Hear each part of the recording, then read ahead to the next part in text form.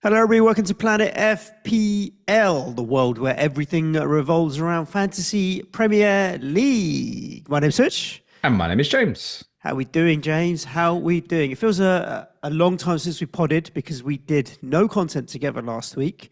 I travelled, then you travelled. And yes, it feels like it's been a bit of a while and there's been a fair chunk of football since. I had 4 days of happiness, which ended approximately shortly after 8 p.m. last night, and we'll probably talk about that in a bit. Probably. Of So course yeah, we will. but I only enjoy my Thursdays tonight. There's not many other days of the week that are much use to me. So, how was your FPL week, mate? FPL, well, let's look back to game week 32 because I never wrapped up game week 32 where I scored 82 points. I'm just giving a bit of context here, which was a mad high scoring game week where my safety score was 81. So I had no chips in that week, which was obviously the double game week of Newcastle and Palace, where a lot of people had triple captain on Isak or bench boosted in game week 32. I'd always planned for a bench boost in game week 33, so skip that.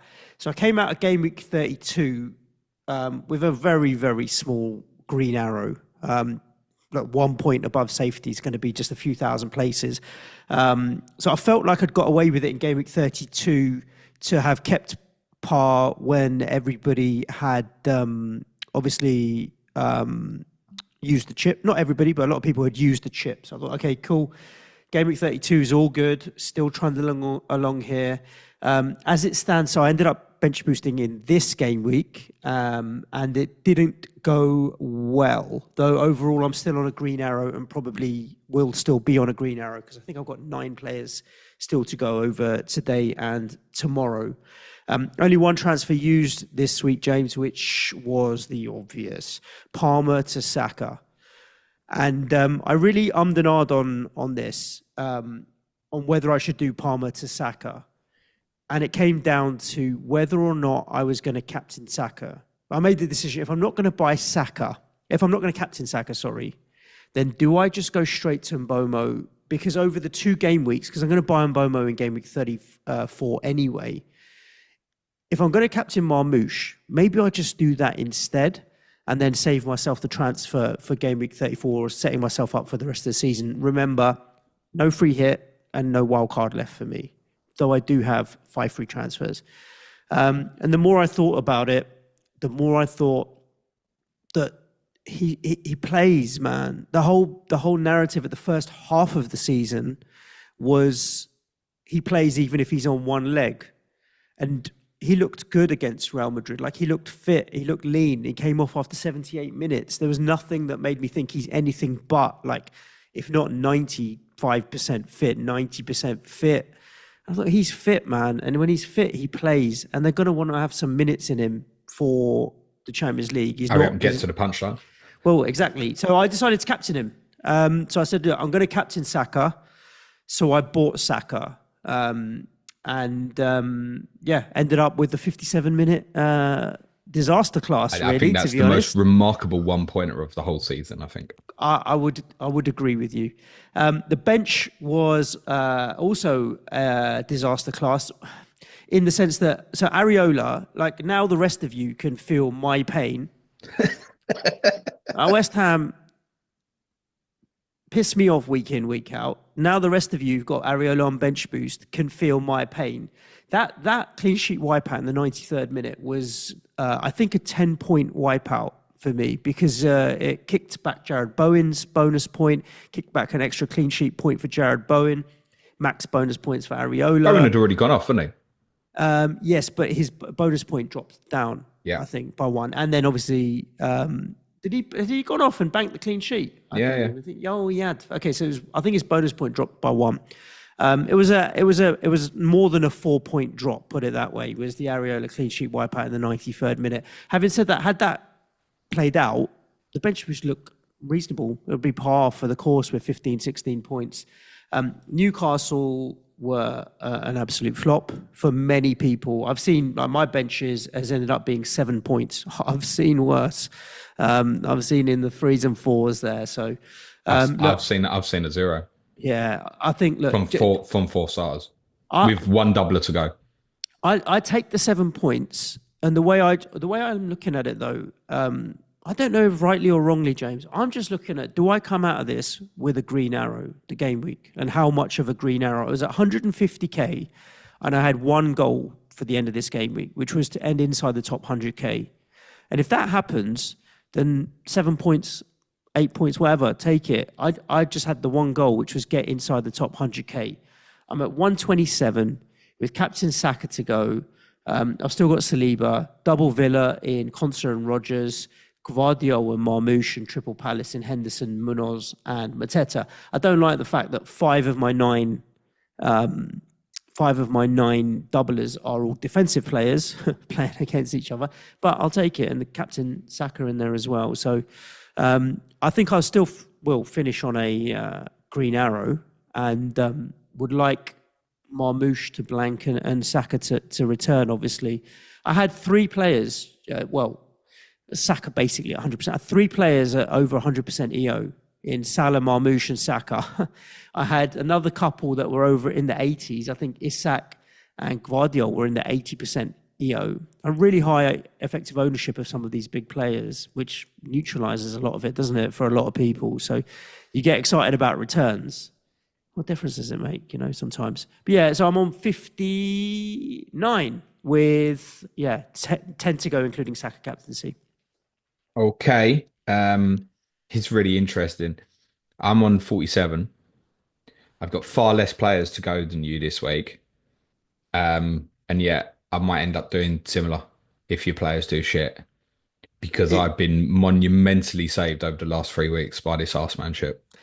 I mean, the difference between us, this is very roughly, is Arseman at the moment. Like, for me to catch you between now and the end of the season is basically if I do well with my Arseman or if I don't. That's the way I see it. I think between the 11 players that we put out week in, week out over the next 5-6 game weeks, by the end of the season is going to be much of a muchness because there's going to be so much similarity and that. The bottom line is if I hit my Arseman, I think it could catch. If it doesn't, it can't. Simple as that. And you've had a really good run of it, haven't you?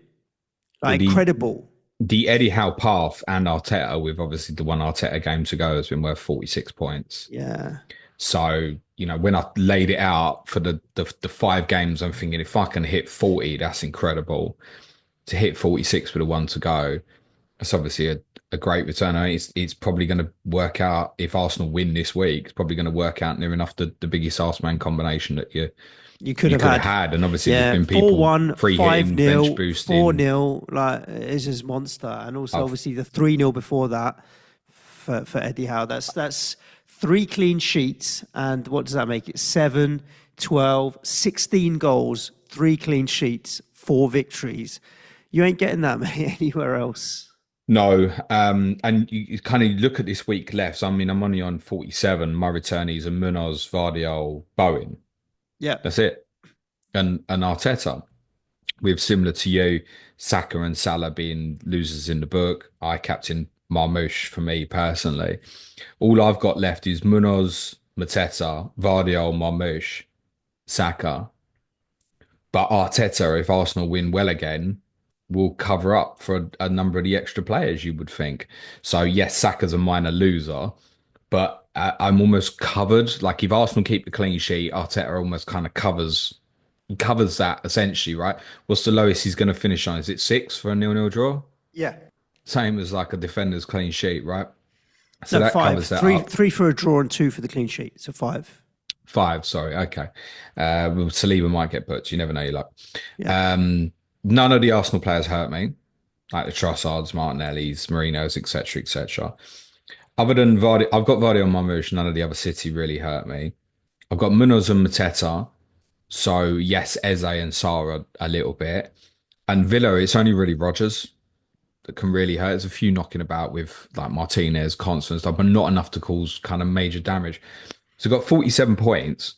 It feels like no returners this week, and I've only dropped from 25 to 28k. And what's remarkable is obviously a number of people bench boost this week and feel like they've missed.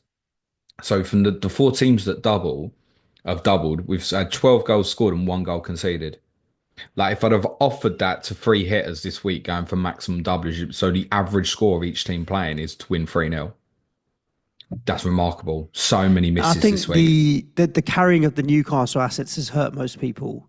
I've got to give a shout out to Dean Henderson and Munoz, mate, for my 14 points this week. I tell you, because I've Because got you'd have them played in half on the game with 10 men. I got them in on wildcard, which was 32 for me, having then just been on a run of 6 clean sheets in away games in a row, to then having Gahey sent off to ruin the double defensive, conceding 10 goals in their next 2 away games, to then having Richard sent off. So since I've had double Palace defence, I've had 2 centre-backs with red cards, 10 goals conceded, and feeling like this could be the most ridiculous. And then to get that 14 points, honestly, it felt amazing.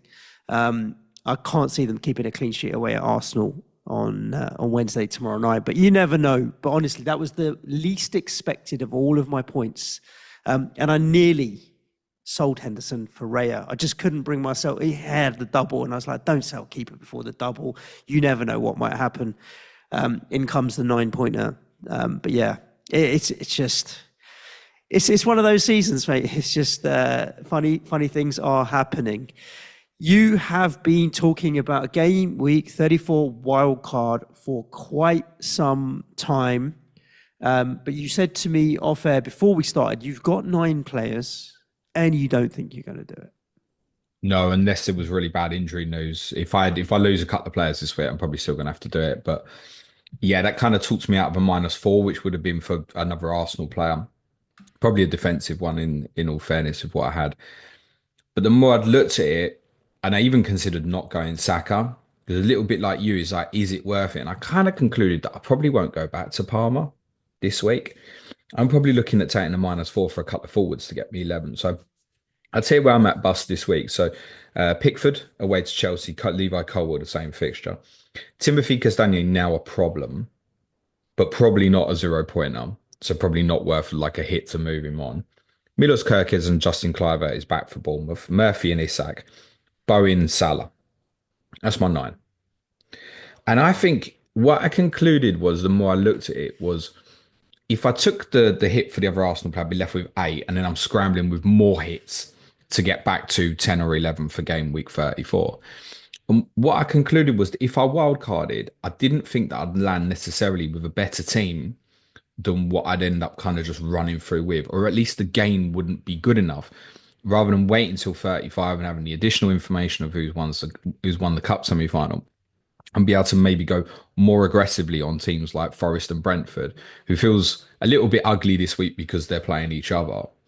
So I kind of deemed all in, there was probably more gain in me struggling again for another week and holding that wild card for 35 and having all the information and being able to power a better balance, rather than thinking, well, if City beat Forest, then I need these players, and if Forest win, I might want these players, and not worrying about that sort of circumstance. So I think I will have what will look like going into this week is a pretty shite free hit team, basically. Because the actual players are all right. Castagne is now a bit of a nuisance. But if I take a -4, and I might even go just Larson and Cunha, just go boom, put me in. Then I don't have to worry about them playing Wolves away in 35. Because if I had a wild card, I'd definitely City away. Sorry, Yep. If I had a wild carded, I'd definitely gone at least one, then chaining it on to Vissa using another transfer sort of thing. So yeah, probably Wolves, maybe Fulham. I think Jimenez is one if Muniz is still injured. Look at Jimenez as a 1 weeker to buy in for Southampton away. So I'm very much looking at 1 week punts this week. 2 attacking players, I think. Take -4. If I get to Friday and I've got like 2-3 injuries on top, then I'll have to still pull the wild card. But no, looking at it more, I think it's more benefiting me waiting. Plus, I've done better over this period, 29 to 33 so far, than I'd expected to do. Like, I've been managing it with just this arsemanship, right? I haven't prepped a wild card or had a free hit to cover me. So I think I balanced it quite well. Done all right. Fair play. I'm going into this week with only 6 players, James. The triple Newcastle that I had held through, Livramento, Murphy and Isak versus Ipswich. I think most free hit teams will have triple Newcastle. Home fixture, they're gonna bounce back. I've got Salah and Bowen, both decent fixtures as well. And then the only other player I've got is Areola in goal. So I'm going to be having to make transfers as it stands. I'm going to use all 5 of my free transfers to get myself to an 11. I was thinking about money's not particularly an issue in terms of where I'm navigating to. The only thing is I've got pick players that help me get through towards the end of the season now. So what do my rotations look like and what have you? Also, who do I keep of my players that don't have a fixture this week? And it's got to be my City and Villa players, based on the fact that they're the most likely to double again. So I've got obviously Saliba and Saka, or Gvardiol and Marmoush. Well, I'm going to keep Gvardiol and Marmoush, right, because they're most likely to double for me. And then I've got Rodgers and Konsa, and I'll keep Rodgers because I've got so much value in him. He's Mr. Indestructible.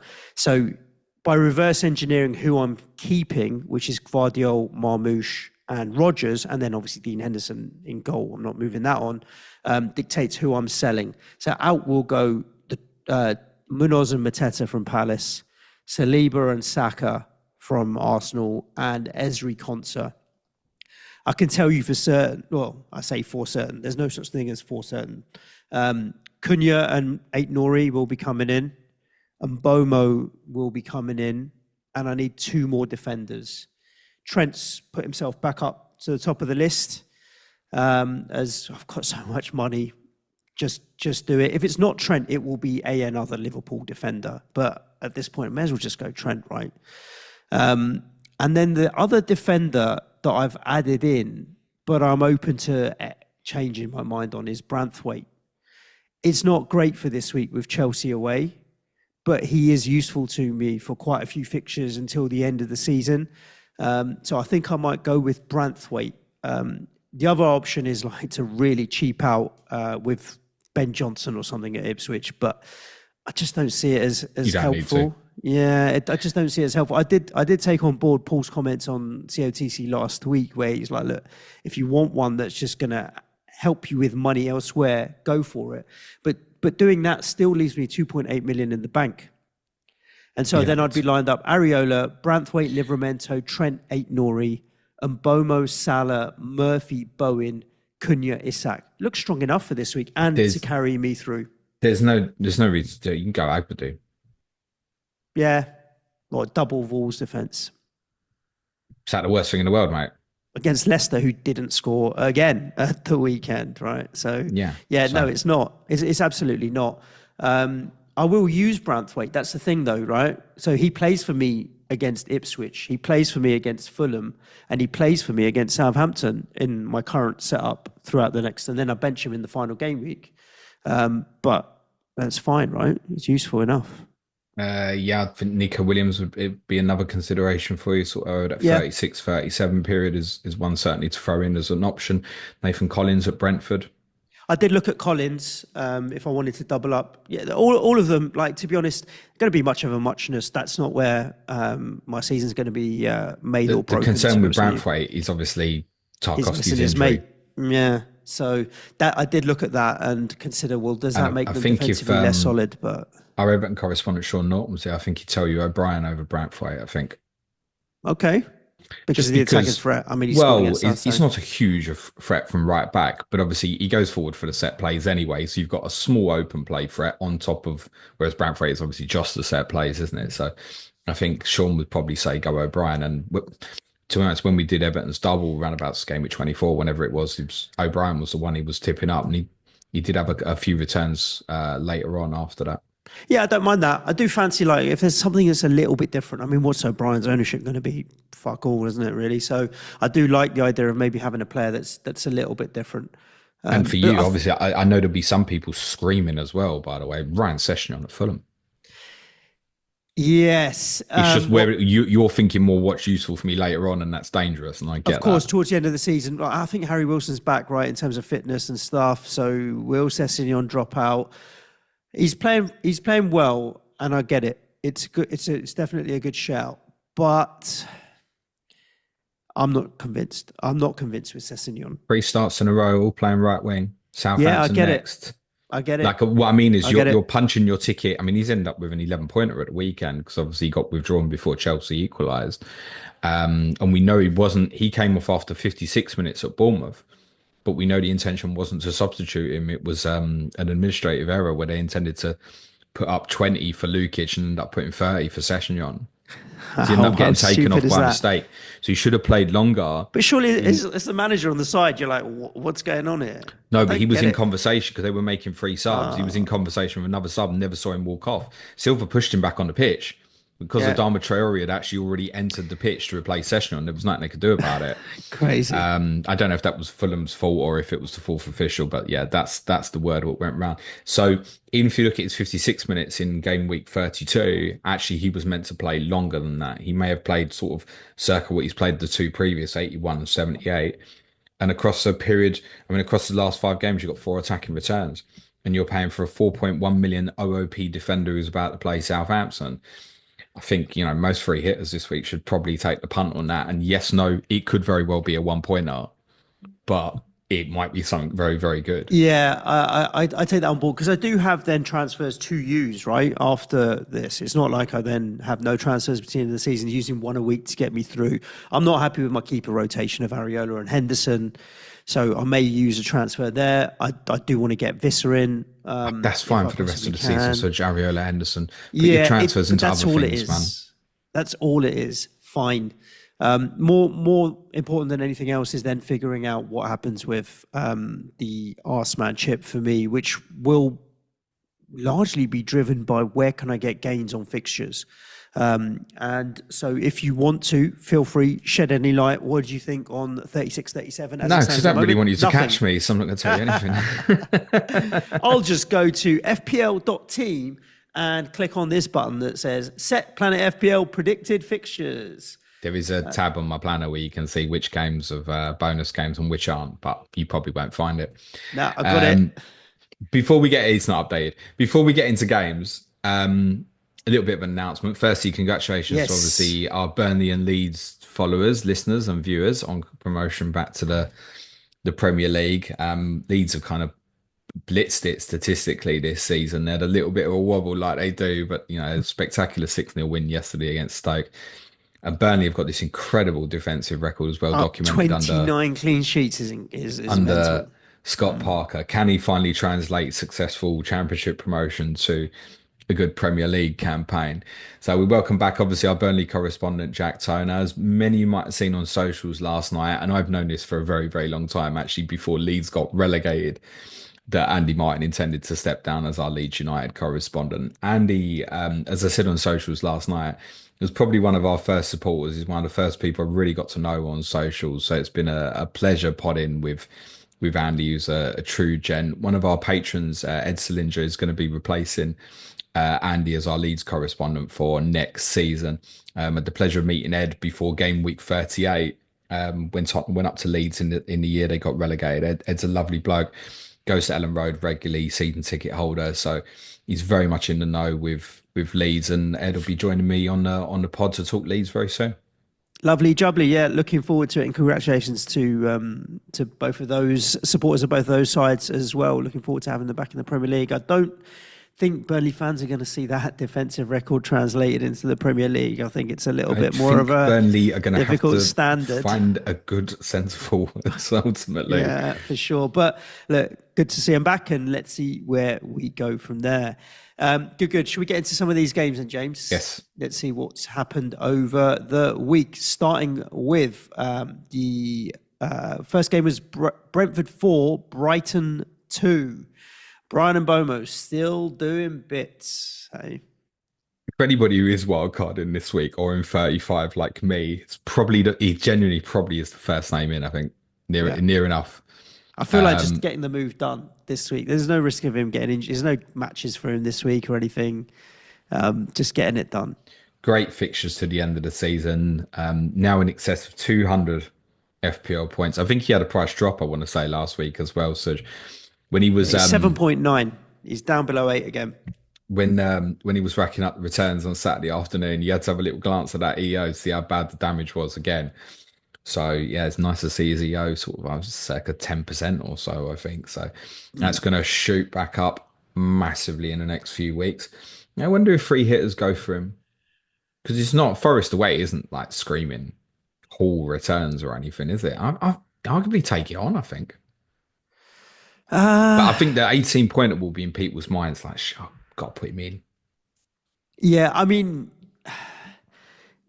I don't know. I'm trying to think in my mind whether or not Forest winning yesterday helps or hinders, because it's kept them in the conversation. Like, had they lost, I think they'd be a little bit more mentally demoralised, and then as a result, Brentford might have the opportunity to go there and do a number on them. Now that they're still there in the hunt, maybe they're more focused, Forest, and they know that they've got to keep their wits about them, otherwise they will get caught. So I think it probably goes against them, Bowman, because I think Forest will be really up for it, knowing that they're going to need to be defensively on it. I'm buying him, but that's a decision between now and the end of the season. If I was Yeah, no doubt. wild carding, definite. If I'm free hitting, there are options to take it on. Yeah, sure.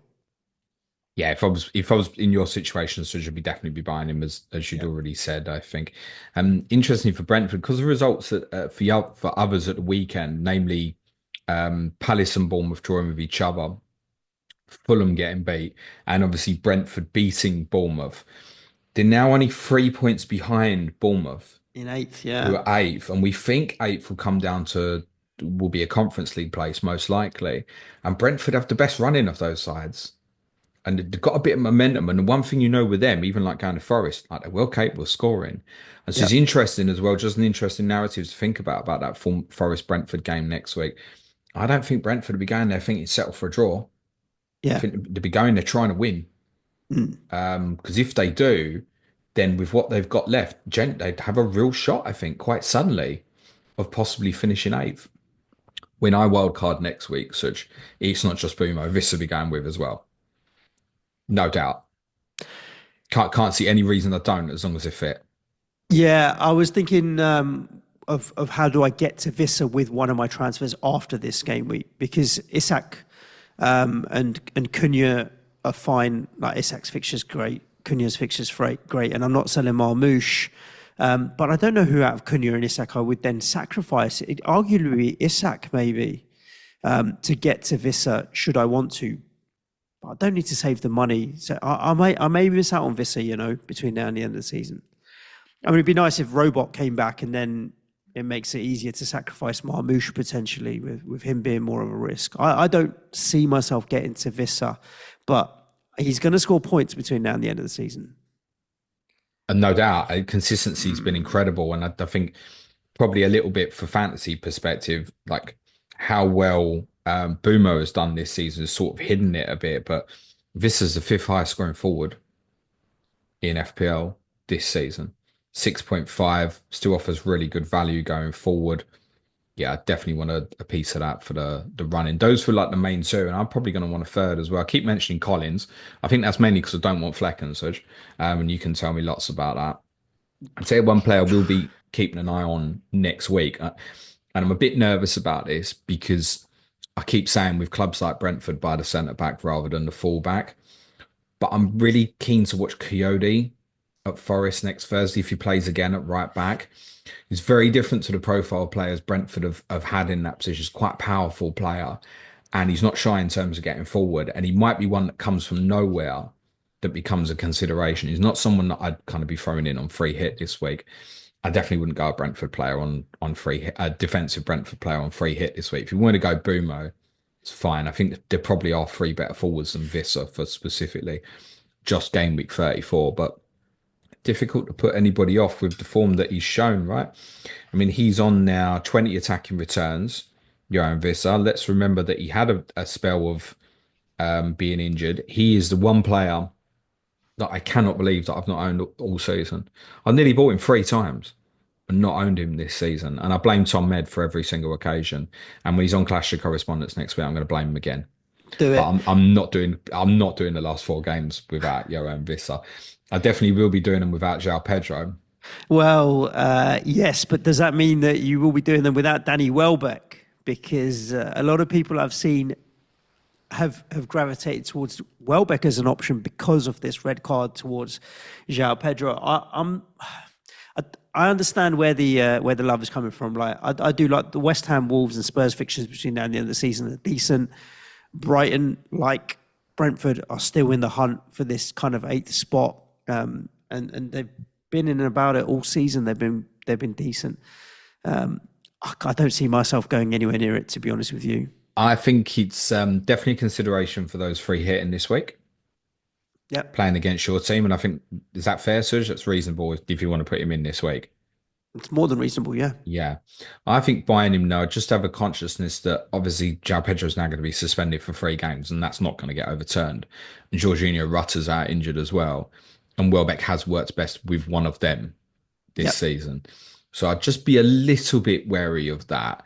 I don't think he's kind of top of the agenda for me to be looking at for the running, but certainly his minutes would be pretty safe. But I think with Welbeck, his minutes have always been pretty safe anyway. Just, is he going to be fit or not? Is always the problem with him.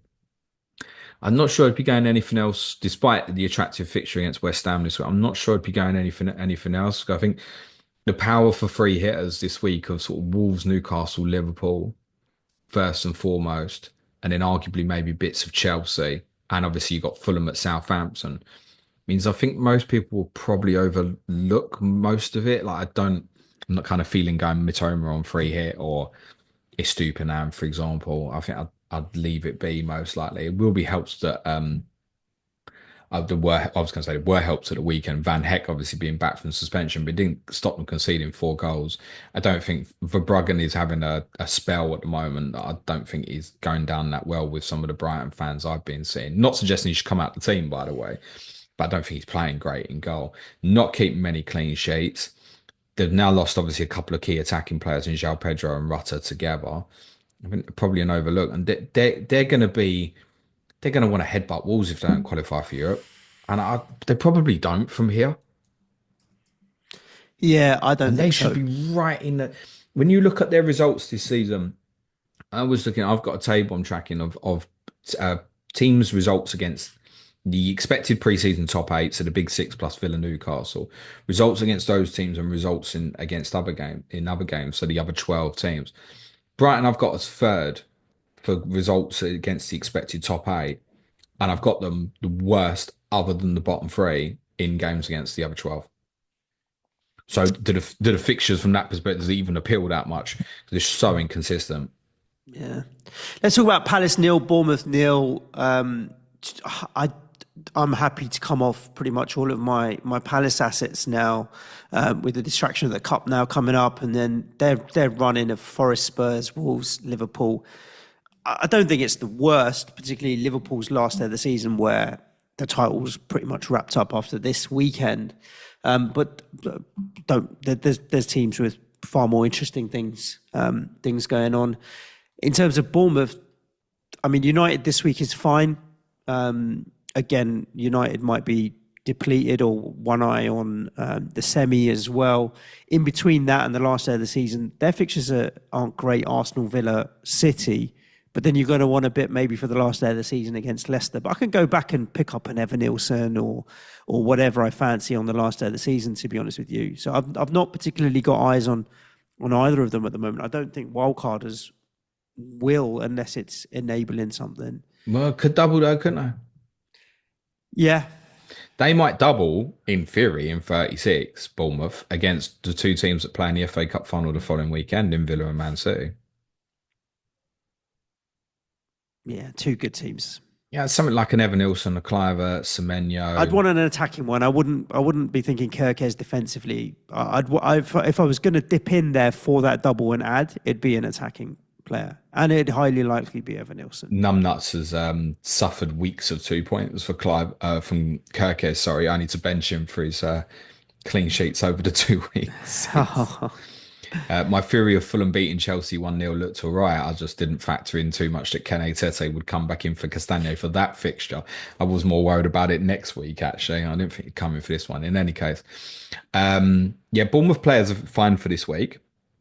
I think against the Manchester United side that's going to have eyes on Thursday night and their Europa League trip to Bilbao, then going the likes of Cliver, Evan Nilsson on free hit this week's absolutely fine. I'd almost prefer that to that Brighton assets, arguably. I think United's mind's going to be completely elsewhere. Disappointing for Bournemouth not to win this game, though, because then they had 45 minutes against 10 men.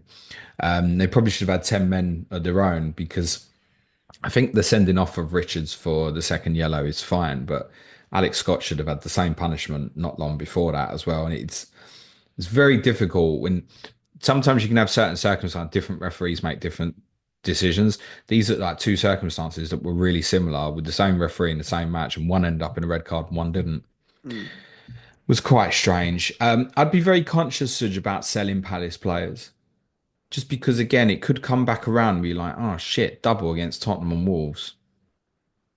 No, I don't think it will, and it's less likely, by the way, now that that Tottenham have made the Europa League semi-finals because Palace would have to play Sunday and Wednesday before the FA Cup final on the Saturday if they did make it. So I don't think it's more likely than not. I think Palace's fixture with Wolves would stay in 37 either way. But if you sold some of it and then it doubled in 36 with that double, you'd probably be quite gutted about it. But is it going to be the same thing? Like, is it going to be big ass rotation anyway? But at least with that one, you know you're definitely getting one very good fixture either way. Yeah. So just to be conscious of that if you're removing Palace players this week in terms of transfers. But I think going back to them doesn't particularly appeal. And there was plenty of people even selling the likes of Mateta this week, Suj, Mm.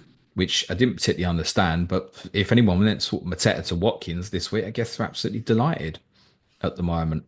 And I should have known Dean Henderson was going to return because I said last week about what a touch it had been for me to have Jordan Pickford instead of Dean Henderson. So it was inevitable that was going to go the other way this week.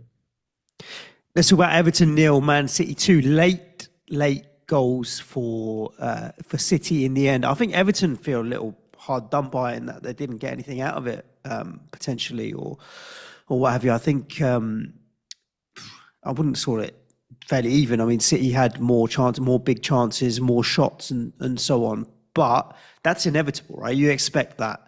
But Everton defensively are solid. But they have lost the game on the Moyes now, second time or third time now, is it? But they lost the first game in a long time on the Moyes. First one at home, I think, since the first game was probably the statistic. Yeah, that Tarkovsky injury can't be understated, guys. Even if you look at the swing in the game from after that injury, I think Everton just ended up deeper and deeper and deeper, which is understandable. Keane is not the player that he was a number of years ago, although I think has actually largely done okay when he's come in this season. But Tarkovsky very much leads that at the back. That's a big blow.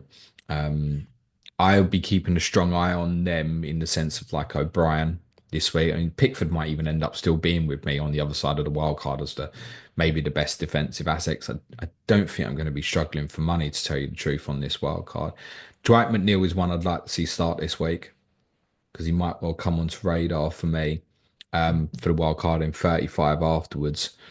Don't see me going to and die. Beto and Breyer are competing, and we think Calvert-Lewin will be back around about 36 as well. So I think the three forwards are avoidable. There's just so many other better options as well. You're trying to get Visser in here. You got Cunha, you got Strand Larson, you got Marmoush. Isak's always in and around the conversation. They're just too low down the list. Yeah, it's the Ipswich and Southampton home games, 35 and 37 are screaming though, aren't they? Screaming to have something. And I think, ironically, the only one that would probably interest me is the one that hasn't started for about 2 months, and that's McNeil. So I'm kind of hoping that he starts this weekend, so he'd become a consideration for me. Headline here, though, is obviously on City. So system changed again. We had this continuation of the fullbacks pushing on that we saw. This was less of the kind of diamond look, though, that we'd seen in other games, rather more just kind of like a flatter 4-4-2 with De Bruyne as almost like a second striker off of Marmoush, and back to having a Savinho-esque player within the team. As Bernardo Silva obviously played off the right and Savinho off the left, and Doku had quite a bit of an impact when he came on as a sub as well. And Pep spoke afterwards about, like, I've not been able to use him because we haven't been playing with wingers very recently. So I think he's trying to find a system. And said to you, David Moyes would probably have to prepare for two different Manchester City lineups. So he wasn't stuck to the diamonds, absolutely worked against Palace. That's it now, definitively. It's changed again. We might get something very different again tomorrow night against Aston Villa as well. That's a big game. I think City win tomorrow night. That's them almost certainly in the top five, I think. But lose it and suddenly vulnerable. But they've got the fixtures on their side, City. Marmoush, I agree with you, Suj. I think of all the players that got doubles this week, he's the player that would be most reluctant to sell, who doesn't Blanks, play you this mean? week.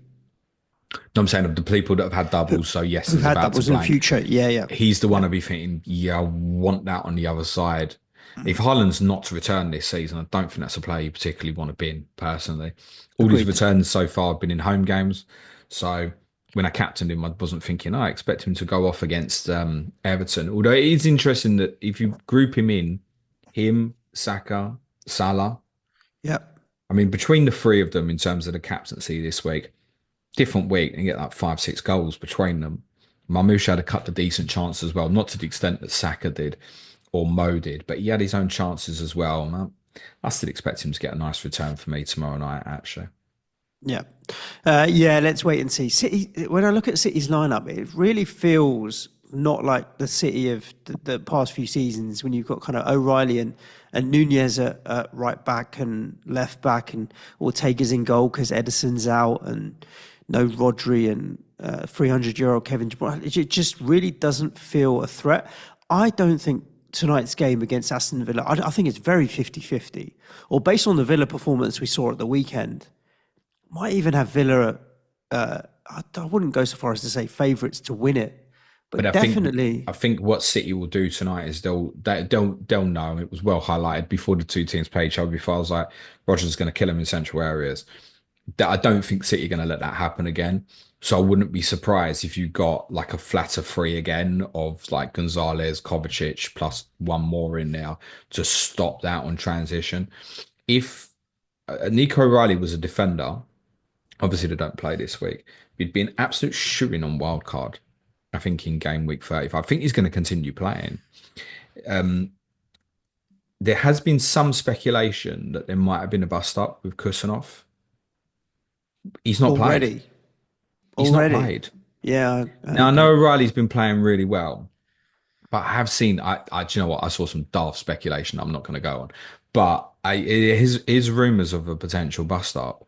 So it might be it. By the way, with Vardy just staying at centre back at the moment, and that might make me kind of reconsider him for the running. But I still think he's the outstanding City one because we still contribute from set pieces and stuff as well. And their running is good. Yeah, it's a real shame O'Reilly's in the midfield. It's correct, by the way. I saw O'Reilly playing midfield at Tottenham in the League Cup earlier in the season. But he really is pushing forward from left back. I think it's probably going to continue. I think he's probably going to keep playing.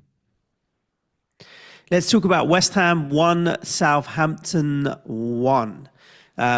More interesting than the game, which was Cracker, was it? was Fulkrug afterwards, right? I think I've heard more conversation and comment around his post-match press conference interview rather than press conference than anything to do with the actual football match. Where if anybody hasn't seen it, I recommend you do. He was happy to call out everybody, say the team's not good enough, the tactics were not good enough, weren't pushing out, weren't trying to win the game.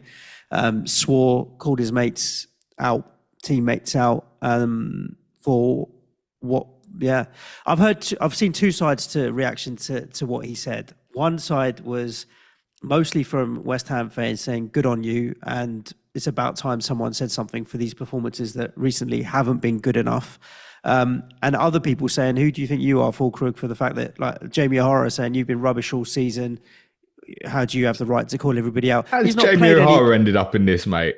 well, he was calling Fulkrug out, saying that you've been rubbish all season, mate. You don't have the right to call out your teammates. Hang on a second. He hasn't played all season, and since he's come back from injury, he's actually been all right. And I don't mind seeing a bit of passion from him.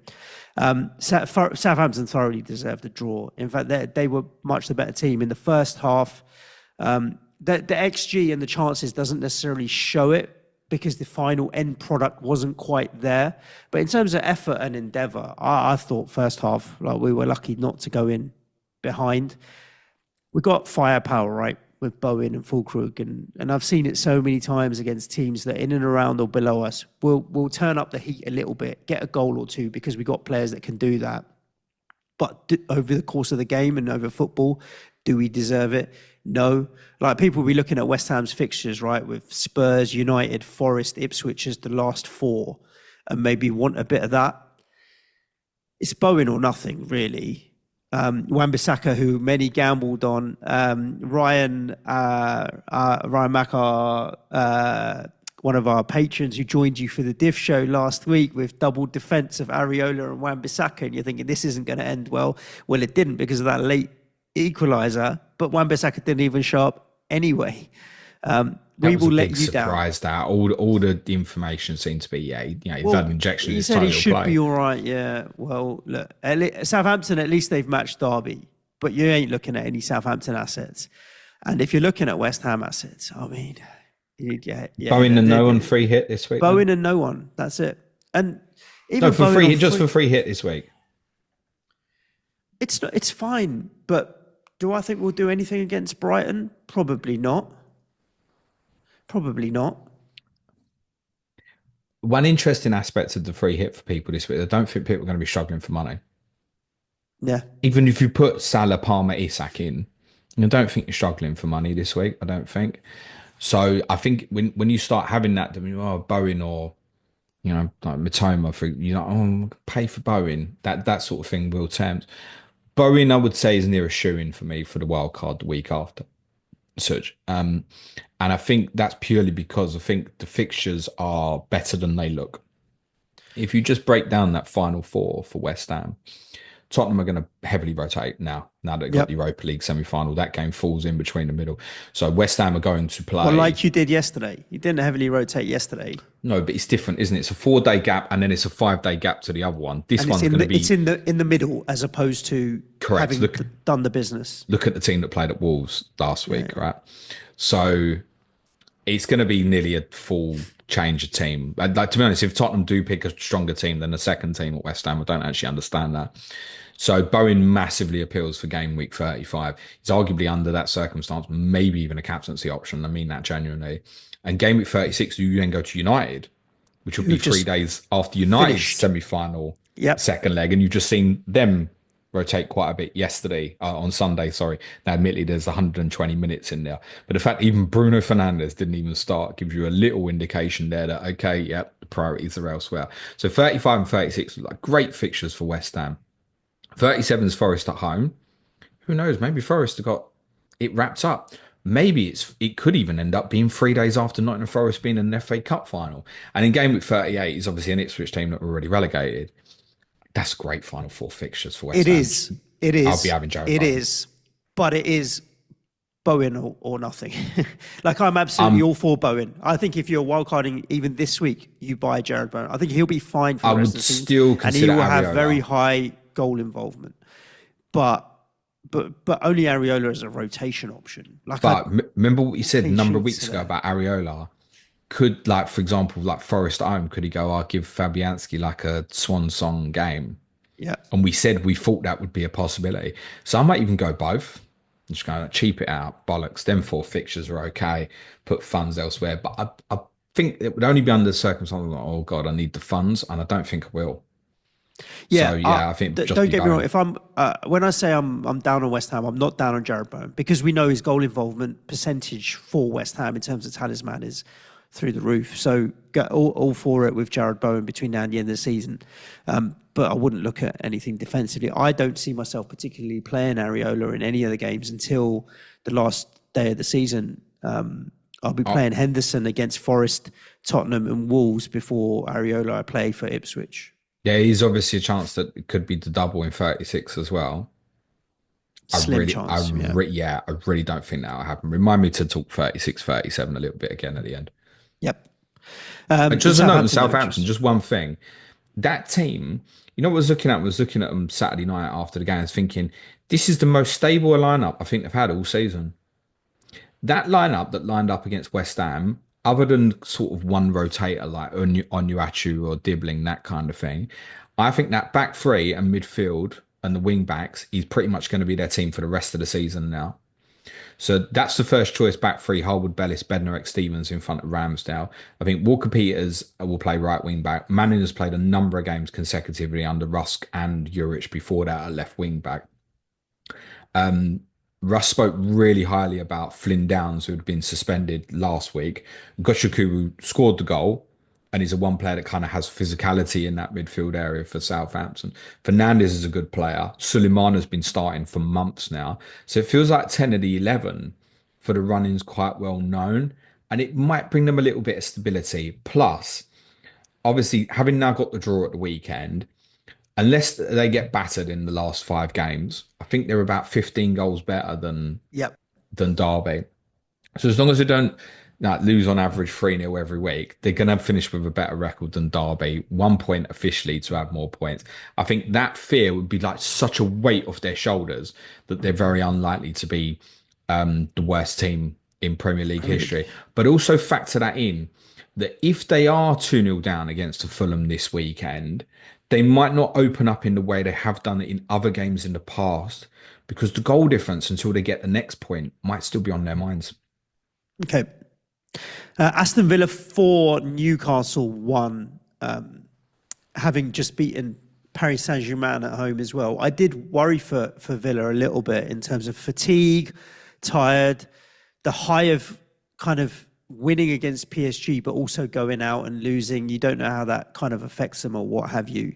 But they've come back in with a strong team here and blown Newcastle away, really, with the 4-1. I thought in the first 30, 40 minutes, they were just so good. Villa, just really good, right? I think that they're better than where they are in the league table. I mean, they're sixth. I think they're really good. Yeah, inconsistencies. I mean, I think they've won their last That 3 away away record games, has maybe. really let them But it down, was right? bad before sort of like the last 3 games or so. I I reckon think, they're better than Chelsea. I reckon they're better than City, who are both above them in the table right now. but they arguably show more vulnerabilities than those other teams. Not compared to City 4 months ago, but I'd say Maybe City are City now. beginning to just lock it a little bit now. Villa, a huge game for them tonight, obviously. Yep. If I'll be honest, if they win tonight, I'd be surprised. If they I do, don't it's know, absolutely I think huge. they Yeah, will. I would be tonight, actually. I think City will do the business tonight. The only thing that makes me think that is because it's at the Etihad. But in terms of player for player, at their peak, I mean, look, Villa have had a lot more fixtures, so that might play into it, and the fact that it's at the Etihad. But I think on any given day, all things being equal, I think Villa beat City. And it might be for Villa what it was for Newcastle on Saturday, which is just 1 game too many. Remember, Newcastle had a Sunday, Wednesday, Saturday schedule. Yep. And I think that played into this a lot. I'm not offering excuses for Newcastle because I think between Howe and Tyndall and however they were doing it, I think they got the tactics quite badly wrong at the weekend. They tried to really fight fire against Villa, and I don't think they're not a team you want to give space. At home, you absorb them, take them on, but to give that Villa Park crowd the chance to get really involved in the game, I felt it became quite obvious early on in the game that Newcastle were committing too heavily into one-to-one duels and were in trouble anytime the ball went in behind. Fabian Schär was absolutely petrified of Ollie Watkins. Watkins was fantastic. It's best I've He seen was him look on it, all wasn't he? season. He He just was was on brilliant. it. Mm. And it's interesting because I think before this week, you're like, what's the situation now? Is Rashford just first choice now? That was a performance from a player who was keen to show, and he did openly say, like he said, I'm pissed off I didn't start them Champions League games, and he should be because for him, you'd think, well, I'm good enough to play at this level now. It was for me, it was man of the match by distance at the weekend. Ollie Watkins' foot is fantastic. Although shout out again, Yuri Tielemans, what a season he's having, as I said last week. So adaptable as well. Played in kind of a more left-sided pocket during the game. Really, really impressive. Yeah, Watkins had share all over the place, and it meant Jamie Carragher highlighted this quite well on Monday Night Football last night. It meant Trippier kept getting caught in kind of a rock and a hard place. He was like, I want to go and press my man, but I don't want to leave Share on his own 1v1 with Watkins because he's killing him. And actually ultimately led to more good indecisiveness will lead to more good moments, and that's what happened. So I just think he's one for Newcastle fans to brush under the carpet. If I'd have offered them 6 points this week, probably would have taken it. They're still in a good position. They've obviously got to beat Ipswich at the weekend. You would anticipate they do so. I think, like you said, you probably do want to go treble. Isak is a definite. Yep. I think you probably do want one defensive. I think now that they've got the midweek break, I think I quite like Trippier for the free And I know hitters, people, like maybe. you mentioned, that budget's not an issue, so people can spend the extra. With the free midweek, it would be surprising, I think, if Trippier didn't play against Ipswich. So don't mind that. Although Livramento now gets into more threatening open play situations, but trips, the set plays, free kicks, etc., can obviously still contribute. I would think that Barnes will play again, and same for Murphy. I think probably again you can be hindsight about it. Gordon probably maybe should have been used earlier, but I can completely understand why Barnes and Murphy started again because they're in such great form, and I don't think either of them had a bad enough day on Saturday to make me think that Gordon would warrant coming straight back in that team again. But there is obviously a Yep. more of an element of a gamble about that now. That Yep. the chances are, I think I saw one of our patrons say this: one will get 90, one will get 60, one will get 30, but it's now more difficult to know which order those fall into. Gordon definitely won't be the 90, I would say. I think I chance Barnes again, I think. I'm almost grateful that I don't have to make that decision. Yeah, it's That my rough. three, my It's three are already in rough. there in Livramento, Murphy, and Isak. I'd go Livra and Isak, and I think the midfield one is really rough. Like Harvey Barnes has been doing so well, but it's not like Murphy hasn't been scoring points as well. Gordon knocking around it. The midfield one's the most difficult one for me. I'd probably stick with Livra in defence, And the other Livramento. thing is, obviously, if it was Gordon for Murphy, which I don't think will be the case, but that, as we saw at the weekend, probably means Barnes shifting to the right, and that's nowhere near as good. You want Barnes on the left. I think I'd be tempted to gamble Harvey Barnes. The other thing is that if he didn't start, you know he's the sort of player He's that coming can on. impact from the bench for Yep. you. In your worst case, you'd get half hour off him and he could still have an impact for you. So I'd probably gamble Harvey Barnes on that basis. Again, on Villa assets, look, they've got competitive games to play for, and you should factor that into your thinking if you're thinking of selling these players for the rest of the season. Now out of Europe, almost it doesn't make it any better for the rotation because they've got so many options.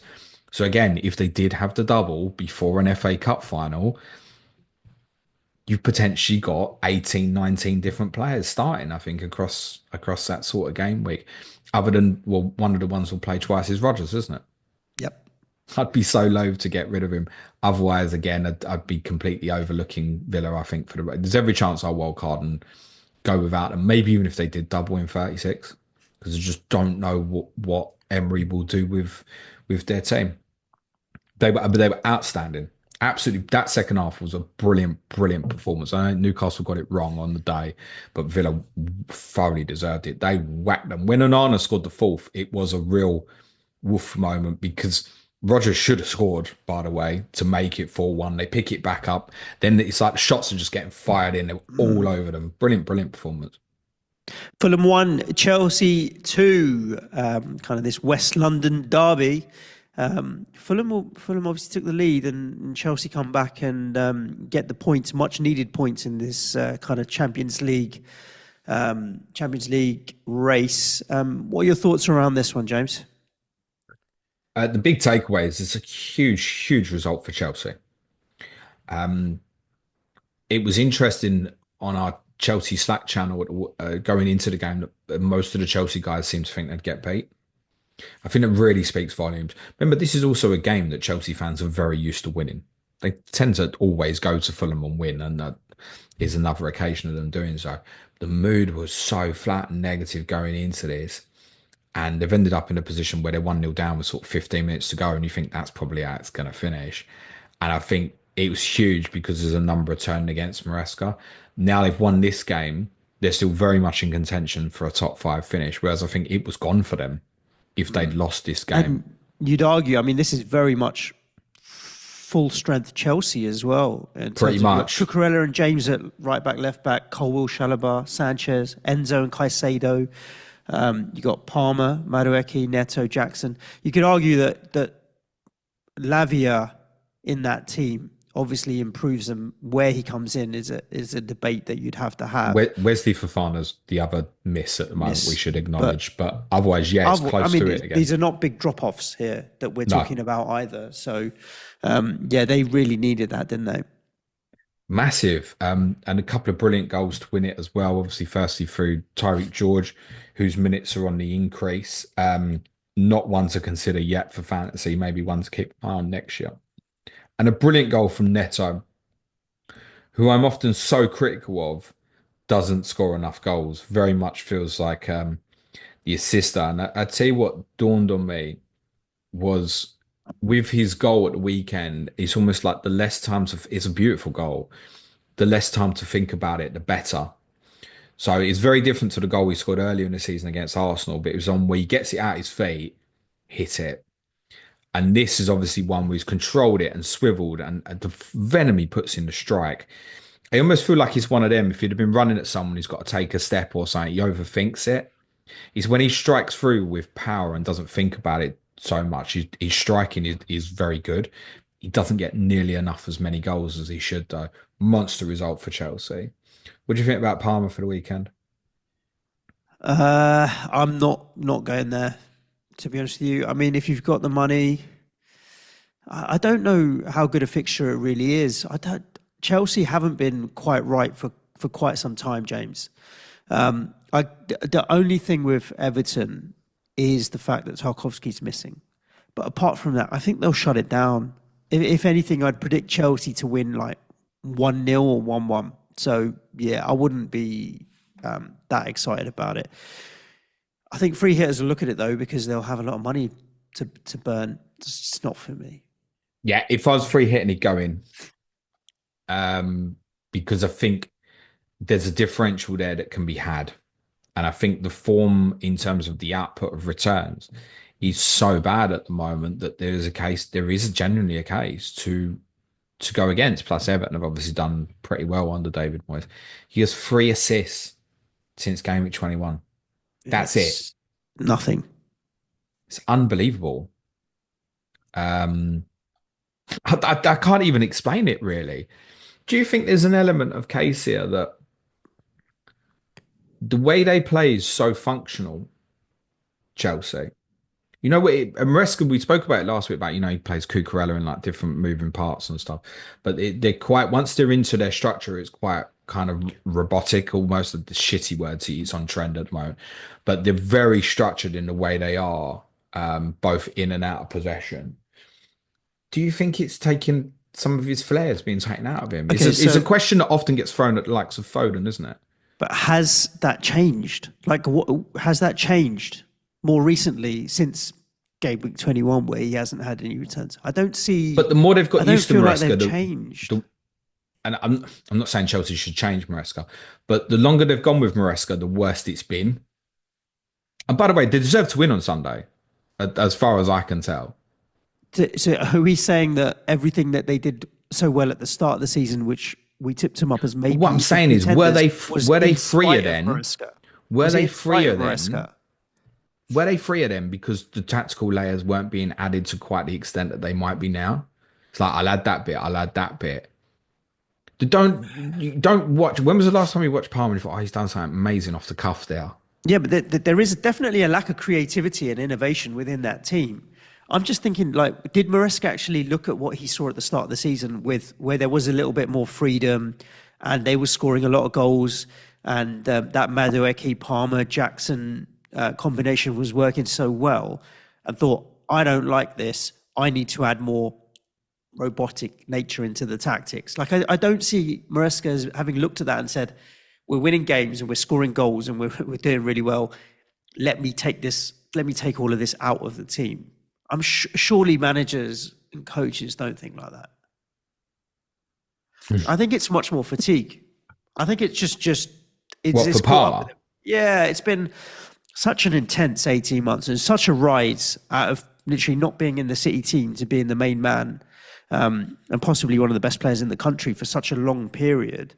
Maybe it's just a little bit of fatigue that it's all caught up, James, and having to carry the water for Chelsea in so many games. I'm not. To be honest, I'm not even like going, Maresca manager this or Palmer player this. kind of debating it out to try and make sense of it, because I don't think any of us could have possibly believed that he would go through sort of 12, 13 game weeks without scoring. Yeah, And I know agreed. there's like 2 games in there he hasn't started, but he was just remarkable, man. Yeah, it really is. I'd still put him in on free hit, personally. Okay. Because I think it's a good fixture. He's still the likely talisman. There wouldn't be enough there to make me think, oh, I'd go Jackson or Madueke or Neto. So I think, yeah, Palmer can still go in there. So for free hitters, I would still be putting him in. But whereas in the past, he might have been part of the captaincy conversation this week, he's probably not. He's I'd just go to put Salah in. over him. Listen, I'll be going Salah over everybody. That's a certainty, mate. Me too. But Palmer's not. No, I don't think you would even gamble it, would you? If I'm with the differential captain this week, I'd be going Isak. Yeah. Not that he's a differential, but it'd be differential to Mo, I think. Ipswich nil, Arsenal 4. Do you agree with Arteta that that first 35 minutes was the best that he had seen his Arsenal side Don't play? know because I was at Gulliver's Land. Can we just say about? I've got more exciting things to do than watch 2 relegated sides against Arsenal and Liverpool, respectively. I just on Fulham, Sessegnon, I think should probably be punted for free hitters. And the price is ridiculous. It's a 4.1. very awkward one to buy. And similarly, I think if Munez is unavailable, despite what I said about Southampton, I think you want to, if you think you're going to get sort of 80 minutes of Jimenez rather than it's 30 or 60, then I think you want to go with that potential on the free hit as well. And I guess it will be another really good goal at the weekend. Will attract some appeal from the midfield group as well. Disappointed. It was in a great position. They're going to fall over each other for eighth. I'm getting to the opinion that Brentford might even get in between all of them and nick it. Yeah. Cool. Ipswich nil, Arsenal 4. Obviously, the red card for Leif Davis was deserved and didn't help their case at all. Game And was already done. when Arsenal, I mean, are on it, it's nothing doing. Saka, owners and captainers, just, you know what? He had 3 shots in the box, created 5 chances, or was it 5 shots and 3 chances? Yeah. I mean, the fact that just 3 more minutes and it would have meant 4 more points for me hurts, but you just got to take it on the chin. Expected goal involvement of 1.39 in 57 minutes is actually Crazy. staggering, considering if there was a penalty in there, you're going, okay, fine. That's a madness. That is genuinely, I think, shout me if you think it's wrong. I think that's the craziest 1 point all season. And do you know what? If you've captained him or you own him, want him to do well this week, there's every chance he's still going to do well for you on Wednesday night. So I do think he'll start again.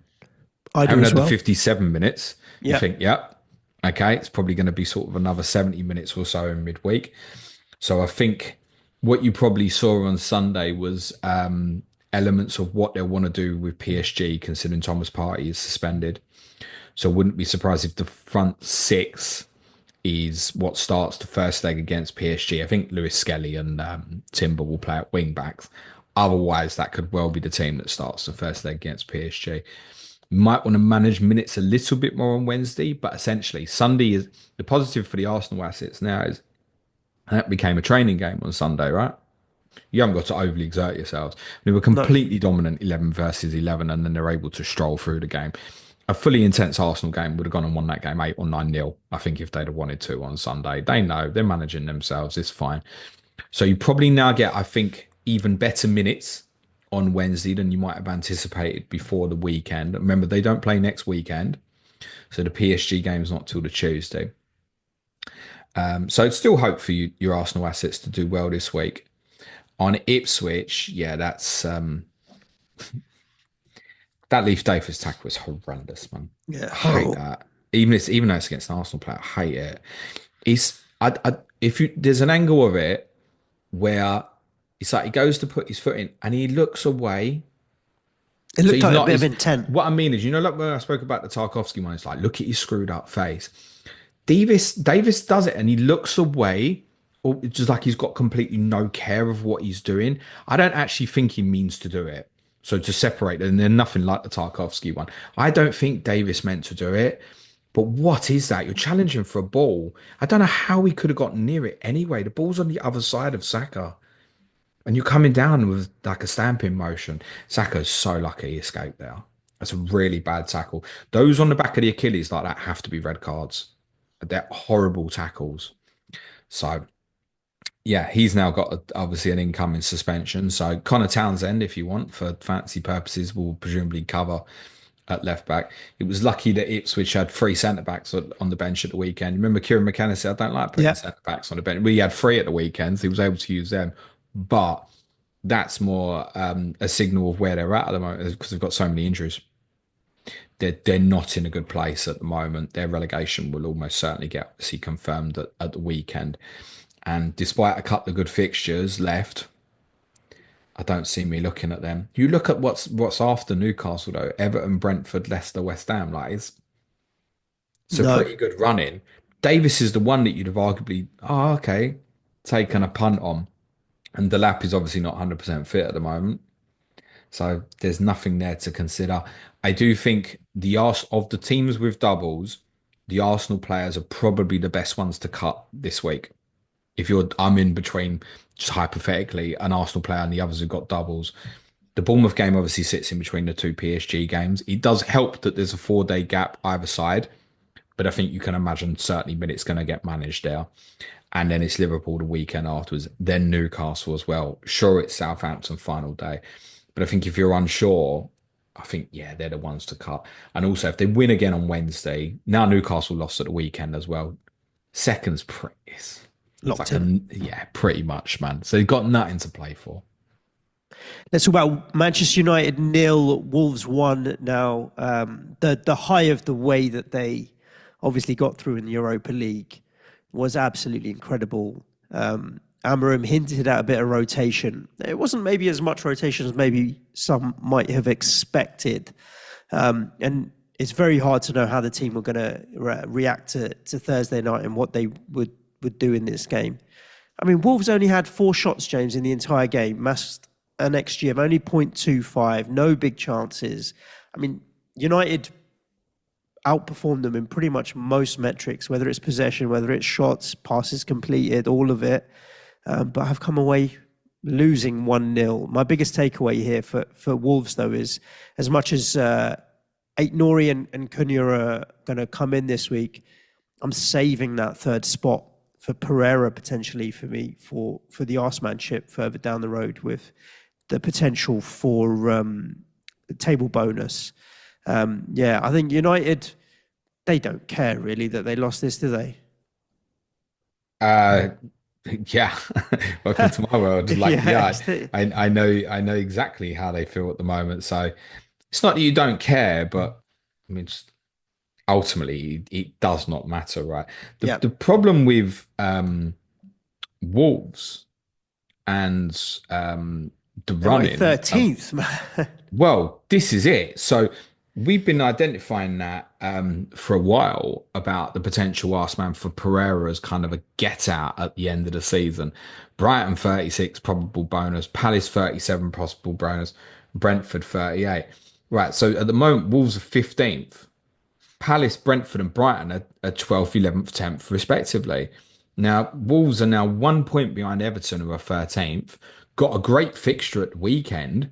There's every chance Wolves will be 13th at the end of this next game week. Where's your bonus gone, mate? You're Yeah. looking somewhere else, aren't you? You have to, I think. You're then not And going to go. You're then not going to go Pereira if you haven't got the bonus. So in a weird roundabouts way, if you want Pereira at the end, you need him to start doing shit, don't you? yeah. Basically, I don't think they're going to be far enough off. I think you might have to start looking at others. That's what 5 wins in a row, and you expect it to be 6 at the weekend, don't you? Team's consistent at the moment. I know I've changed a couple because Dotti and Bellegarde missed out. And I think the key one, obviously, from a fancy purpose for them is obviously Cunha going back in the team, who my Wolves guys on Patreon said didn't play that well, yet the apps all have him with a really good rating from the game. He's picked up top bonus from just an assist. So for fantasy purposes, and this was hit with him earlier in the season as well. He was scoring in defeats and hitting like 8, 9 pointers and stuff. So with him if he scores It's probably not a 4 point goal. It's probably a 7 point goal. So I'll ask you, Suj, and I'll ask Bradley Parker the same question on Thursday's Clash of Correspondence. Larson versus Cunha. I'm by Cunha. Why? I made the mistake earlier in the season of going Larson and had my fingers burnt on going Cunha. Cunha, between now and the end of the season, has the most to play for out of the two. He's the one that's in the shop window. He's the one that's going to get the big move in the summer to any club he wants. And he's the better player. I'm going Cunha. He takes set pieces. There's just everything about Cunha says go Cunha. And I don't have to save any money. If you can afford both, if you want to go both, I don't mind it. Well, that's what I was going to say. If you own both and then you wanted to buy Vissa, which one are you going to sell, James? Well, you can make that decision next week, can't you? But probably Larson. Well, there you go. So that kind of says it all. Cunha, you'll keep till the end of the season. Larson eventually may piss you off. Larson's in great form. I know he hasn't no scored doubt at the about weekend. it. No doubt about it. But yes, I think you and I probably have the psychological of going Larson earlier in the season, which wasn't like terrible, but it was like I should have gone for Cunha. Of course. Do you go more? I was going to say is you go both if you're free hitting this week. I'd probably Did it depend on him on Muniz? Because if Muniz is out, you maybe want to go Jimenez. Yeah, I suppose you're covering yourself off because if it's not one, it's the other usually that's in and amongst it. I know it's Sarabia that got the goal this week. I don't mind it. Whether or not I would, I don't know if I'd put all my eggs in the Wolves basket like that. If we take the four, I can understand the logic behind it. Put it that way. If we take the four of Isak, Cunha, Larson, and Jimenez, let's say Muniz is out. Is there any other forward for the weekend that could get in ahead of any of them forward, do you think, for a free hitter? Jackson at home to Everton. Wood, Vissa against each other. Gakpo, if you knew he was going to play, you don't do it, do you? There isn't. Evan Nilsson against United. Yeah, that's a consideration as well. So where we were speaking about like Welbeck earlier, Welbeck's not in it. He's well down the list. Yeah. Yeah, if Muniz has got a chance of playing, I'd be going Larson and Cunha on free hit this week, I think. Yeah. You're in great form. 5 wins in a row. Pereira's done an incredible job there. Yeah, very much so. All eyes on them for next season. On United, look, it's largely an overlook. And again, a little bit like with Tottenham, even more so obviously getting through in European competition. And listen, the hire they had last Thursday shouldn't be any real surprise that they ended up obviously not winning this particular fixture. As you said, though, Wolves didn't create a lot, right? And United have ended up playing a couple of youngsters. I mean, I'll be very honest with you, Suj. I had not even heard of Tyler Frederickson until I saw the Manchester United team. I had heard of Harry Amass, who's obviously played a couple of games recently at left wing back. I saw him play for England under 17s last year. And I tell you what, he's one to keep an eye on maybe for next season, because I think he'd be very well suited actually to Amorim's system. And I wouldn't be surprised if we're sitting here in 12 months and he's first choice player, actually. So I think he's really a player to keep an eye on. You're not going to pick up any United here if you're on free hit this week. I mean, did you go Fernandes? Nope. No. I mean, he'll be back in the team. Nope. It's a pen take. It's talisman. He ain't for me. Fernandes versus Palmer this week? Yeah, ain't for me. I'd be going Palmer, yeah. Same. Leicester 0, Liverpool 1. I mean, the fact that Liverpool had 10 big chances, 28 shots, 2.5 XG tells you everything you need to know. They had a lot of shots and a lot of chances. The 1-0 scoreline doesn't reflect the game at all. Leicester done and dusted, relegated. No eyes on them. Jamie Vardy's very angry, but still doesn't make me want to go anywhere near him. Here's the question now, James. Which three from Liverpool this week? Because they're at home. They can win the league title. Tottenham are rubbish. I just say it as it is. Tottenham are rubbish. You've got qualities in your team, but when you come up against a team like this, you're going to get beat. They're going to do the business. I've seen people looking at Diaz, Jota, Salah as a triple up, go all in on the attacking. But then do you want to miss out on one of the defensive? Van Dijk or Konate are solid. Konate had a couple of chances. I remember one off a corner that's solid. Van Dijk scored the other week. We scored in both nets, didn't he, when they were playing against us? Made Robertson score against us. But Trent back in the team as well, coming off the bench. Which three? Just which three? Salah's one. So which two go with Salah? Yeah. If I was on free hit, I was just trying to think what words could I possibly use to not put Salah in this week, and I can't think of any. No, I think because as much as it's Tottenham, I'd be going three if I was on free hit. I want one defensive. I want another attacking. Okay, first thing is, do we think Trent starts? I think so. I think so. I think so, probably as well. You look at that. There was obviously that reaction around he potentially is leaving. Basically, is leaving. But you look at the emotion when he scored the goal. He ran to the fans. I think he starts. I do think he starts. I think he probably starts as well. But if it's for a free hit and it's just a 1 week, and I'm not sure if I wouldn't be buying Liverpool at this stage if I wasn't free hitting, actually, because I'd sort of like Chelsea, Arsenal afterwards, and who knows once they've won the title what they're going to do. Free hit, yeah, you definitely want free. I think I'd probably go Van Dijk because yes, Trent will be a big threat obviously if he plays, but I know how my team defends set plays. And there's the narrative of captain, and they're going to win the league on Sunday, and new contract, blah blah blah. Yeah, I would just for the 1 week, I'd probably go Van Dijk, and it will take away your stress of worrying about is Trent going to play. You know, Van Dijk will play, and I think the third one really should be Diaz. I think there's a couple of reasons for that.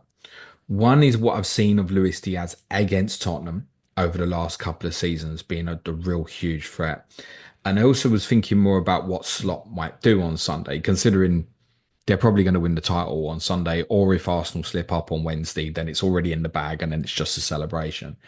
And I was thinking, because of what they went through, where so many of them were there and didn't get to lift the trophy in front of the fans, I couldn't foresee scenarios where it'd go, oh yeah, do you know what? I'm going to play Kwanzaa in this one instead of Konate because I can rotate. I think he'll pick the team of players that have contributed the most to their season. And I think that's Luis Diaz over Gakpo, Jota. 2 of those 3 are going to play and one's going to miss out. I think it would be so harsh on Diaz not to start the game. So I would go Luis Diaz as the third. Yeah. And yes, I would definitely be going 3 without question. I'm with you. Yeah. But you know what will happen if we go Diaz? Jota will be the one that will return. Well, it's why if you take a risky me, run, but yeah, who wants to buy 2 attacking players this week? I know kind of like the logic in me is saying, yeah, Diaz, but I'm probably going to go with 2 from Cunha, Larson, Jimenez, as kind of already discussed, because you don't need to take the chance. We're taking a -4 for this anyway, so I'm probably going to unfortunately overlook it. yeah. If I have a defensive injury this week, I will consider taking a -4 for Van Dijk. Would be the selling first defender I go for. Selling Saka for Mbomo. To add Diaz, I need to sell Rodgers for Diaz, and I want Rodgers for further down the road. So I'm gonna have to skip it. I could go Diaz instead of Mbomo, but I think I'm gonna want to reverse that as well and go to Mbomo afterwards. So I'm gonna go Mbomo. I think as well for free hitters, if you think about what's afterwards, so Liverpool, Chelsea, and Arsenal afterwards. I think for most people are probably not buying Liverpool players this week. Free hitters, yes, but actual buys.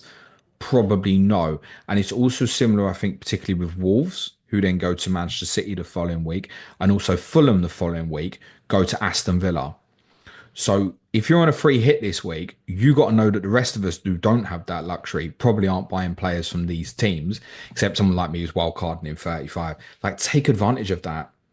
So I think, yeah, get Liverpool in. I would unquestionably go free. And I think for me, it would be Van Dijk, Diaz, and Mo Salah.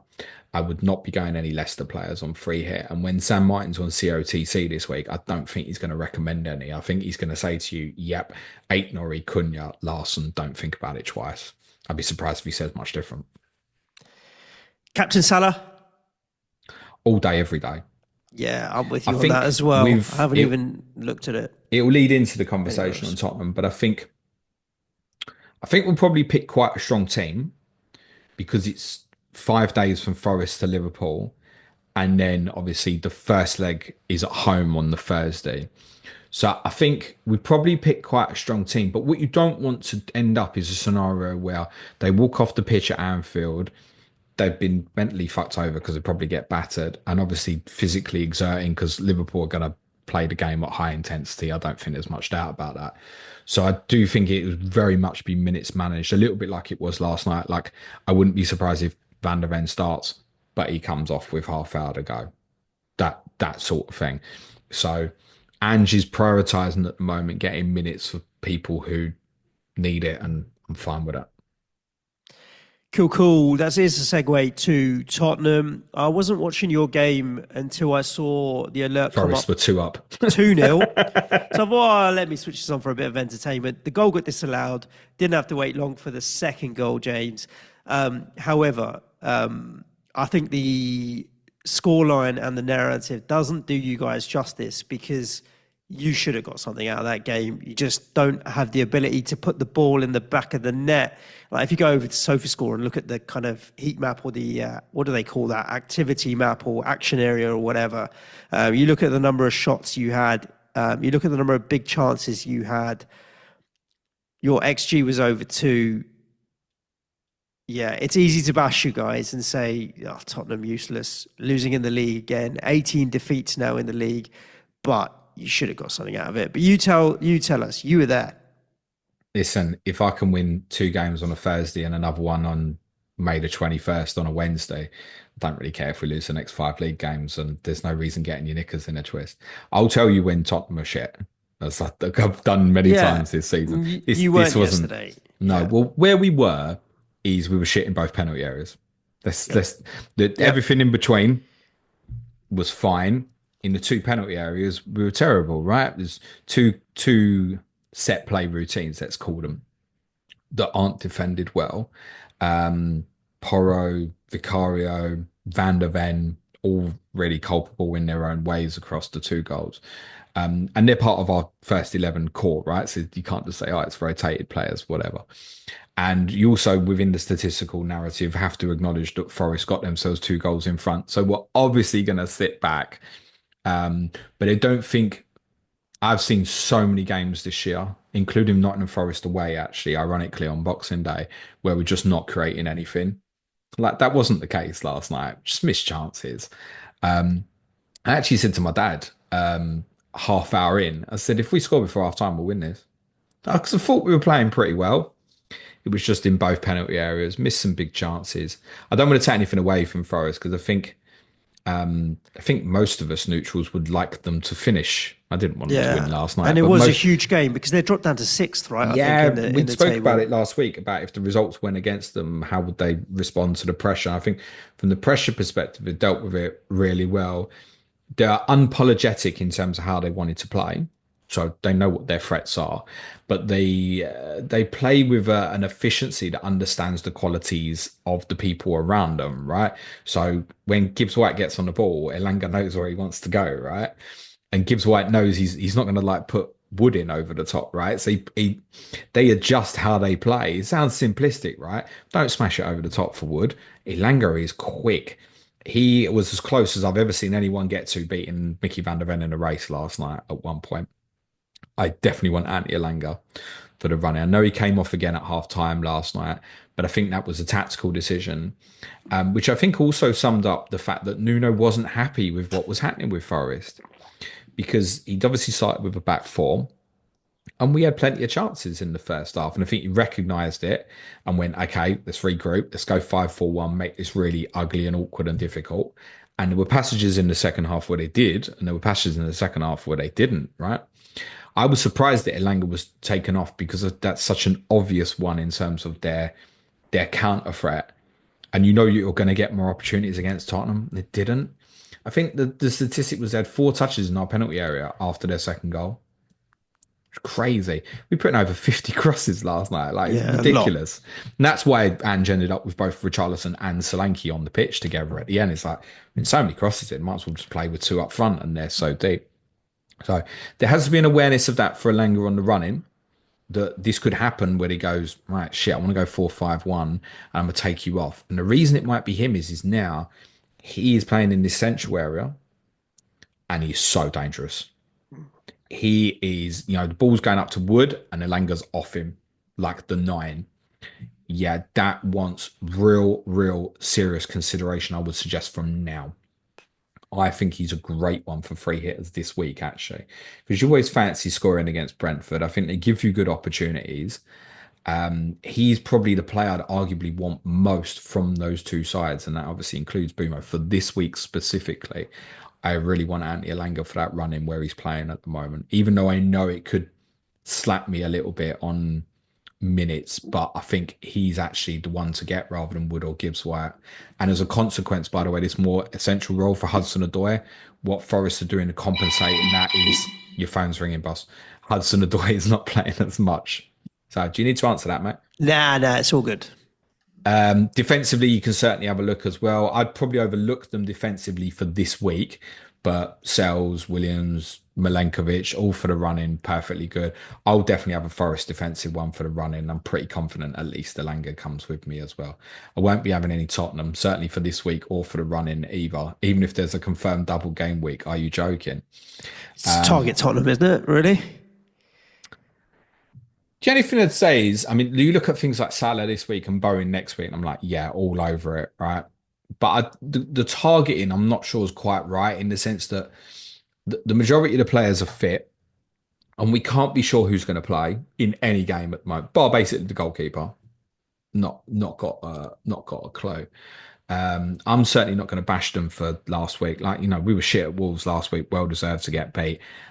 We weren't good in the two penalty areas last night, but actually the performance was okay. And obviously we had the result on Thursday that was all that matters. And people go, oh, Tottenham have lost this many league games. It doesn't.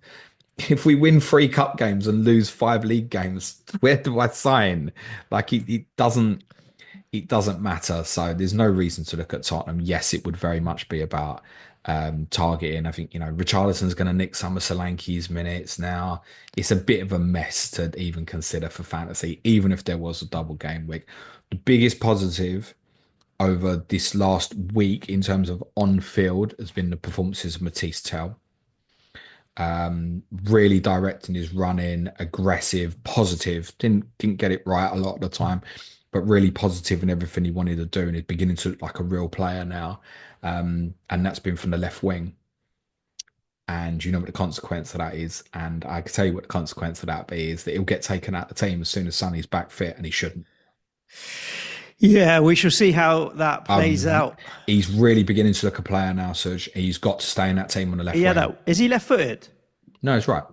Okay, that one shot he took with his left foot, I did think that was a bit Yeah, he's rubbish. missing a little bit of composure at the end, but he's very positive in his play now. If you looked at him over the last 3 games, I'd say, even including the Wolves game a little bit, compared to what we saw of him from playing as a 9 when he first joined the club, you could not believe it was the same player. He's really beginning to look at talent. Again, this is not a fantasy recommendation, guys. Good. James, do me a favour, tell the listeners what they've got to look forward to for the rest of the week. We'll have a quick chit chat about 36, 37 as it stands, and I'll pull out a couple of questions that we've had in on X as well. Clayton and James show tomorrow. Clayton's back from Madrid. He's happy as well. COTC Thursday has said is Wolves versus Leicester with Bradley Park and Sam Martin. Ask James scheduled for 12 p.m. UK time on Friday. If you want to support the show, it's www.patreon.com/Planet FPL. We have our Patreon Q&A today. Tottenham Arsenal tomorrow, where me and Clayton will really be delving into the experiences in Madrid and Frankfurt specifically. Money in Football on Thursday, and we'll have our Game Week 34 preview on Friday. And advanced tier content this week includes the Midweek FPL Dilemma, where I'll be putting together a potential wildcard 34 draft and free hit 34 draft as well for advanced and intermediate plus tier patrons. Lovely jubbly. If you want to support the show, patreon.com/Planet FPL. Why don't you come and join us for the run in and the end of the season? James's fixture planning spreadsheet is available there, which helps you with even where you might want to Although select Arsenal. becoming way more useless with each passing week. No, but like for example, one of the questions that we've had in on Twitter is when should I use my Arsenal? Well, if you use James's fixture planning spreadsheet, you can pick and choose because it's got fixture difficulty and opportunities there in terms of table bonus as well. You've got the Slack community that will keep you entertained throughout the summer when there is no football. Well, there is football. It's World Club Championship Conference thing, isn't there? The FIFA World Club Conference Championship Trophy, amongst other things. But yes, why not come and support the show on patreon.com/Planet FPL. A lot of the questions that we've had in on here, we have really covered off. But I'm going to ask you a couple here that are not Premier League or FPL related. Go on then. Kylian Mbappe, says Frank. Help or hindrance to a football team? No doubt he has top quality, but he leaves PSG and they become better, and Madrid have become worse. I think it's undeniable that PSG look like a much better team without him. The collective of Real Madrid has been questionable anyway over recent seasons, with many occasions, I think, individuals getting them out of trouble. I mean, it's a little bit too early to come to those sort of judgments, but it's the way modern football's going that individuality is getting marginalised. Kylian Mbappe can win a football match on his own. We know that. It's against anyone at any point. If he's on it and he's at it and he's running at you and he beats you, it's game. But as a collective, he's not the ideal player to fit into a collective structure off the ball. He's not. He's not someone I'd say I don't particularly work hard, but don't think he structurally fits in the way most teams want to play at the moment. So we shouldn't be surprised. I think I might have said it to Clayton rather than yourself, Suj, about this clip, which is easy to find on socials, of Enrique giving Mbappe a team talk in French before obviously Mbappe had left. And he doesn't look interested in Mbappe. And Enrique's trying to like get shit out of him for like the final 2 months of PSG season. I'm not surprised that they're much better without him now. It is ironic. And they're going to be brilliant football matches against Arsenal next week, not to be missed. Shout out to Frank as well, who met me and my dad in Frankfurt last week before the game. The pleasure to meet Frank. Top boy. You're on mute, boss, so that's not helpful. Lovely jubbly. Last question for this, James. Would you bring back a club legend in their prime for one season, or would you change one football result?